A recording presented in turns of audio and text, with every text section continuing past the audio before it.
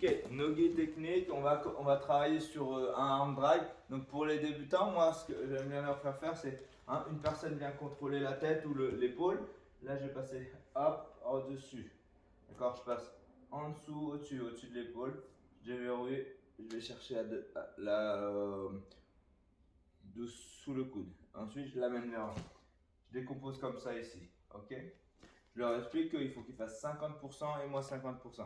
C'est pas moi qui cours derrière lui, c'est pas lui qui vient complètement derrière moi. C'est 1, 2, boum, et je fais le parti.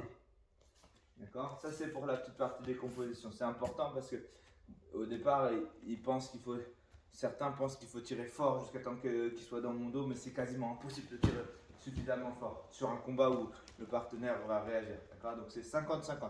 Je reste plus bien 50-50. 1, 2, 50%. Ok, une fois que je suis là, on va décaler pour que tu le vois bien. Je garde sa main verrouillée. Je vais venir, je suis loin, je vais venir passer en dessous. Passer en dessous comme un hop pour le charger. D'accord, donc je regarde haut et mon centre de gravité est sous lui. Je lève, bon, je shoot sa jambe du côté où je tiens la main. Et c'est important, je l'accompagne. Ok.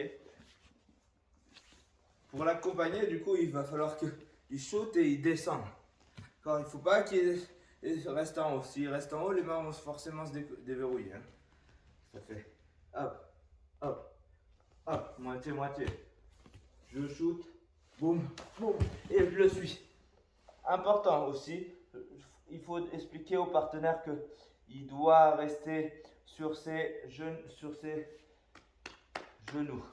Si il tombe plat ventre, c'est pas un problème. Au départ, ils peuvent tomber plat ventre, mais leur idée doit être tout de suite de revenir à genoux, minimum.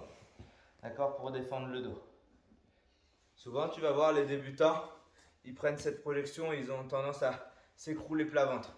Il faut leur demander à tout de suite de se remettre en posture pour pouvoir faire du scramble, se relever ou au moins défendre la tortue dans le dos.